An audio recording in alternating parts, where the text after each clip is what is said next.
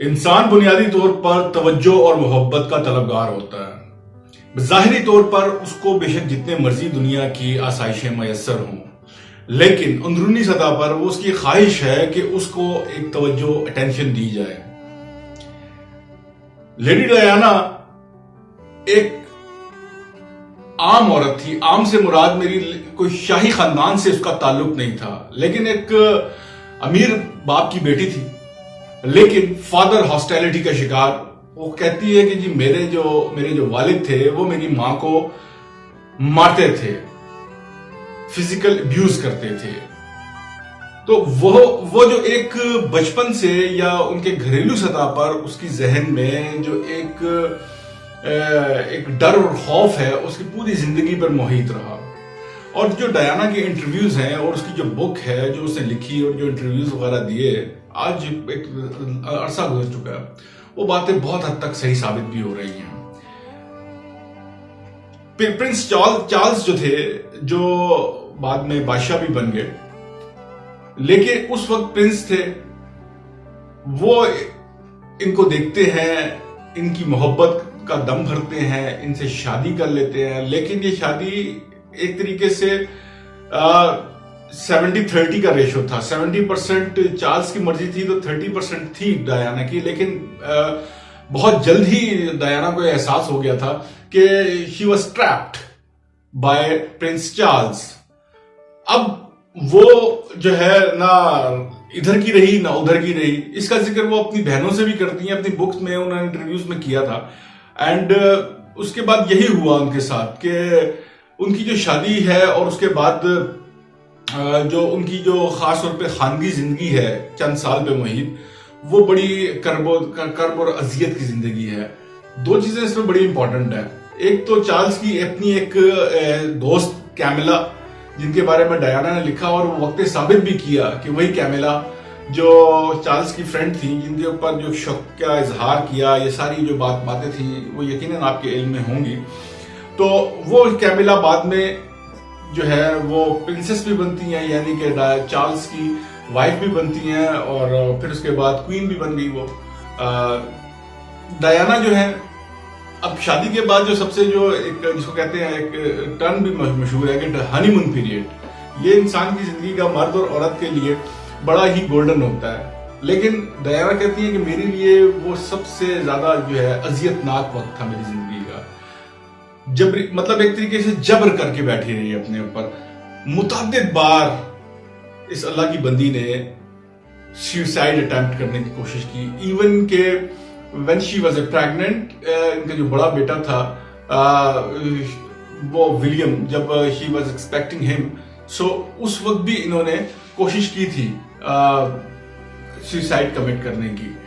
لیکن وہی بات ہے کہ جیسے جتنے بڑے لوگ ہوتے ہیں، مطلب ان کی بڑے لوگوں کی بڑی باتیں، ہم سمجھتے ہیں کہ شاید کہ بڑے لوگوں کے پاس کے مسائل نہیں ہوتے، لیکن ان کے جو مسائل ہیں اور جو ان کی جو کہانیاں ہیں وہ پھر اسی طرح سے بڑی ہی ہوتی ہیں اور وہ اسی طرح ہی اذیت ناک ہوتی ہیں، اور یہی ہوا ہے اس کیس میں بھی۔ اور لیکن عشق اور مشق چھپائے نہیں چھپتے، اور اس طرح کی سٹوریز بھی نہیں چھپتی، تو یہ باتیں بہرحال کسی نہ کسی طریقے سے نکلنا شروع ہوئی۔ ڈیانا جو ہے پہلے اس کا ذکر اپنی فرینڈ سے کرتی ہیں ان سارے معاملات کا، اور ان کی فرینڈ جو ہے وہ کسی ایک برٹش صحافی کو، جرنلسٹ کو بھی اس سے ان کی اچھی یاد اللہ ہوتی ہے، جانتی ہیں، تو اس کو وایا اس کے یہ ڈیانا جو ہے اپنا انٹرویو دیتی ہیں، ریکارڈ کرواتی ہیں، اور وہ پھر بک کی صورت میں پبلش ہوتا ہے۔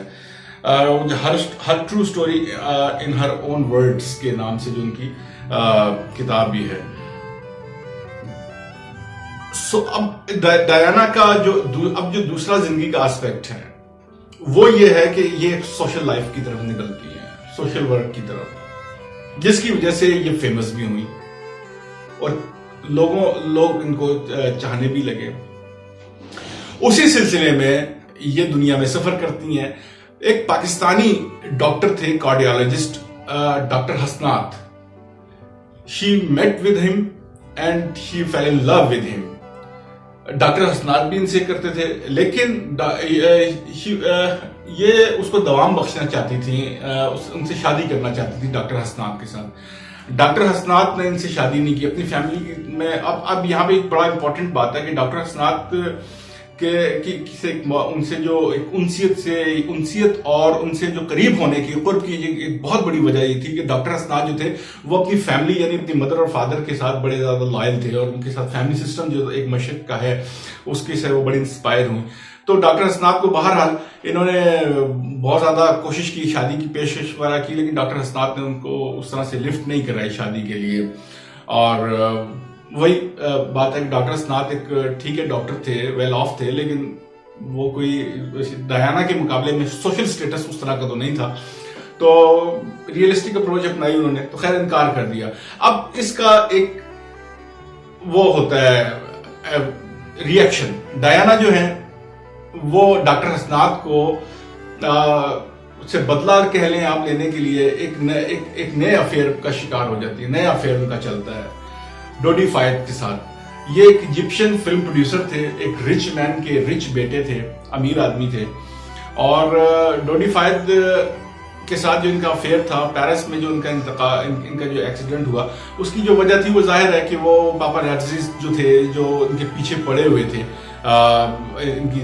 آپ جب بھی یورپ امریکہ میں جائیں اور فیمس پرسنالٹیز کے اوپر وہ یہ جو پیچھے پڑ جاتے ہیں پاپاراٹزیز, تو یہ وہی ایک اس کی بظاہر وجہ. لیکن کہا یہ بھی جاتا ہے کہ ڈیانا کی موت میں ان شاہی خاندان کا اپنا بھی ہاتھ تھا, واللہ عالم. جیسے بہت ساری چیزیں ابھی تک منظر عام پر نہیں آئیں, دنیا کی بہت ساری حقائق ہیں جو منظر عام پر نہیں آئے, ان کے کچھ ثبوت اس طرح سے نہیں ملے, اسی طرح ان میں سے یہ ایک ہے. اب اس بات کا اندازہ آپ اس چیز سے لگائیے, دو بیٹے ہوئے اس کے, ولیم اور ہیری. ولیم بڑا تھا, دوسرے بیٹے کی پیدائش جب دوسری پریگننسی ایکسپیکٹڈ تھی تو Charles wants a baby girl, کہ مجھے ایک لڑکی کی خواہش انہوں نے کی کہ, لیکن ہوئے ہیری. اب ہیری سے ان کی جو چارلز کی جو محبت ہے وہ نہیں تھی جو ولیم کے ساتھ تھی. وجہ سب سے بڑی بات, میں نے جیسے کہا نا کہ بڑے لوگوں کی بڑی باتیں, ایک تو وہ لڑکی چاہتے تھے کہ ان کی بیٹی ہو, دوسری ان کے جو ہیری کے جو بال ہیں وہ لال رنگ کے تھے. اب یہ کہتے ہیں کہ جی ہماری نسل میں سے, ہمارے ایئر میں سے جو لڑکوں کے یا ہمارے لڑکیوں کے بال ہیں وہ گولڈن کلر کے ہوتے ہیں, اس کے بال بھی لال ہیں. اس طرح کی انہوں نے باتیں کرنا شروع کر دی. یہ بہت بڑی وجہ ہوئی, اور 96 میں ان کی آخرکار ڈائیورس بھی ہو چکی تھی. پرنس ہیری جو ڈیوک آف سسیکس بھی ان کو کہا گیا, ولیم کو انہوں نے پرنس آف ویلز کا خطاب دیا اور ہیری کو ڈیوک آف سسیکس کا. ٹھیک ہے, یہ اور اب جو آپ کو تھوڑا بہت شاید علم بھی ہوگا کہ ان کے ساتھ جو ہے ان کی خاندانی طور پر جو کوئین ایلزبتھ تھی, انہوں نے ڈیانا ان سے بھی شکایتیں کرتی رہی, اور اپنے جو سسر تھے چارلز کے باپ, ان سے بھی شکایتیں کرتی رہی, اور وہ بڑے سخت گیر تھے بقول ڈیانا کے. اور جب ڈیانا کو ڈائیورس ہوئی تو شیوا جو بادشاہ تھے ڈیانا کے سسر پرنس کے بعد چارلز کے باپ, انہوں نے ان سے کہا کہ ان سے رائل ہر ہائنس کا جو ٹائٹل ہے وہ بھی لے لیا جائے, یور ہائنس کا. اب انہوں نے اس کو, اب یہ جو اپنی کتاب میں لکھتے ہیں ہیری, جس کی وجہ سے ان کی علیحدگی ہوئی, اور ہیری نے اپنی کتاب میں بھی لکھا کہ میری تو پیدائش جو ہے وہ پیدائش بھی مطلب صرف اس وجہ سے ممکن ہوئی کہ ولیم کو کوئی پرابلم تھا, ان کو اندرونی طور پہ کوئی بیماری تھی جس کی وجہ سے ان کو بون میرو چاہیے تھا, تو دیٹ از وائی مجھے انہوں نے پیدا کیا. اور یہ ساری وجوہات بنی. اب یہ باتیں آہستہ آہستہ کھلنا شروع ہوئی. اب آپ اندازہ کریں کہ ہم سوچتے ہیں کہ بہت سارے یہ بڑے کہ ہمارے ہی عام لوگوں کے مسائل ہیں کہ ہمیں ہمارے خاندانی جو مسائل ہوتے ہیں گھروں میں ایک عام طور پر, یہ مسائل صرف ہم میں نہیں ہیں. جہاں آدم ہوگا, جہاں پہ ہوا کی بیٹیاں ہوں گی, جہاں آدم ہوگا اس کے مسائل, وہ مشرق کا ہو یا مغرب کا ہو, اس کے مسائل آلموسٹ سیم رہیں گے, وہ بادشاہ ہو یا عام انسان ہو میں ہمارے جیسا. ڈوڈی الفائد اور ہینری پال ان کا ڈرائیور اور ڈیانا، تینوں کا ایک ساتھ ہی ان کا پیرس میں 97 میں انتقال ہوا، صرف 31 سال کی عمر میں ڈیانا کا، اور ڈوڈی جو تھے 42 ایئرس کی ایج میں ان کا انتقال ہوا۔ یہ جو تھے یہ ایک افسوسناک دردناک کہانی تھی۔ ڈیانا جو تھی وہ اپنے سوشل ورک، HIV ایڈز اور دوسرے سوشل ورک کی وجہ سے، کینسر کے پیشنٹس کی وجہ سے جن کے پاس کوئی جانا پسند نہیں کرتا، یہ ان کے پاس ایکسیس کرتی تھی، لوگوں کی پسند کی توجہ کا مرکز بنی۔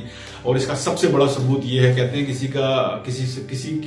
کسی سے لوگ کتنا محبت کرتے ہیں، اس کو کتنا چاہتے ہیں، اس کے جنازے سے اس کا لگائیے اندازہ۔ تو ڈیانا کا جو فیونرل تھا، جنازہ تھا، تو اس میں نہ صرف UK بلکہ دنیا بھر سے لوگوں نے جس کی شرکت کی، اور ملینز اور بلینز لوگوں نے اپنی TV اسکرین پر ان کو دیکھا، اس فیونرل کو۔ وہ ان کی ایک فیمس ہونے کی اور لوگ ان کو کس طرح سے چاہتے تھے، اس کی ایک کھلا ثبوت ہے۔ یہی تھی آج کی ویڈیو، امید ہے پسند آئے گی۔ اگر کوئی سوال ہو تو پلیز کمنٹ باکس میں پوچھیے گا۔